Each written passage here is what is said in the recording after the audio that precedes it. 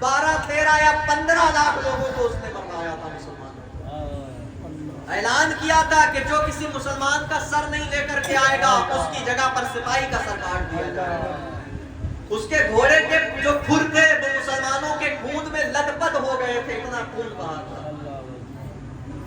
اس نے کھوپڑیوں کا مینار بنایا تھا، اس کے اوپر سوار ہو کر کے ایک سر میں پیشاب ایک سر کے اندر شراب ڈال کر کے اس نے شراب پی تھی۔ اتنا بڑا ظالم، اس کے خوف سے 5 یا 3 لاکھ لوگ نیچے غفاؤں میں چلے گئے تھے۔ اس نے دریاؤں کے بند توڑوا دیے، لوگ نیچے پانی سے ڈوب کر کے مر گئے۔ اتنا بڑا ظالم بادشاہ، اتنا ظلم کرنے والا بادشاہ۔ اس کا بیٹا آیا ہلاکو خان، بڑا ظلم کیا انہوں نے، لیکن آج تو کوئی ظلم نہیں ہے۔ جو بھی اللہ قرآن میں فرماتا ہے جو تمہارے ساتھ برا ہو رہا تھا، جو تمہیں لگ رہا کہ صاحب زیادتی ہے، پریشانی ہے، تکلیف ہے، برا ہو رہا نہیں ہونا چاہیے تھا، اللہ فرماتا ہے یہ تمہارے ہاتھوں کی کرتوتیں ہیں، یہ مصیبتیں جو تمہارے اوپر آ رہی ہیں یہ تمہارے ہاتھوں کی کمائی ہوئی مصیبتیں ہیں۔ تم بھی تو صاحب ماننے کے لیے تیار نہیں کہ اللہ ہمارا رب ہے۔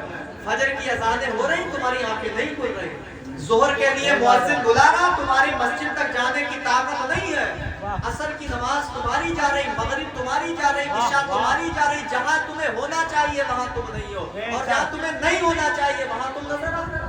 کیا بات ہے۔ اقبال بولے نا ایسا نہیں ہے کہ مسلمان غریب ہے اس لیے پریشان ہے۔ علامہ اقبال فرماتے سبب کچھ اور ہے جس کو تو خود سمجھتا ہے۔ What's the reason of that؟ مسلمان پریشان کیوں ہے؟ سبب کچھ اور ہے جس کو تو خود سمجھتا ہے۔ زوال بند ہے مومن کا بے ذریع، طریقے مصطفیٰ کو چھوڑنا ہے وجہ بربادی۔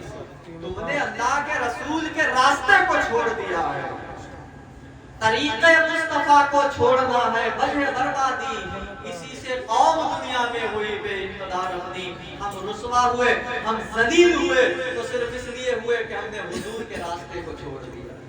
اور اللہ قرآن میں فرماتا محبوب یہ کتنے نیک عمل کریں، کتنی اچھائیاں کریں، کتنی میلادیں کریں، کتنے جلسے کریں، کتنے جلوس کریں، کتنے لنگر کریں، کتنے عرس منائیں، کتنی قربانیاں یہ کر لیں، اگر یہ آپ کے راستے کو چھوڑ دیتے میں انہیں معاف کرنے والا نہیں۔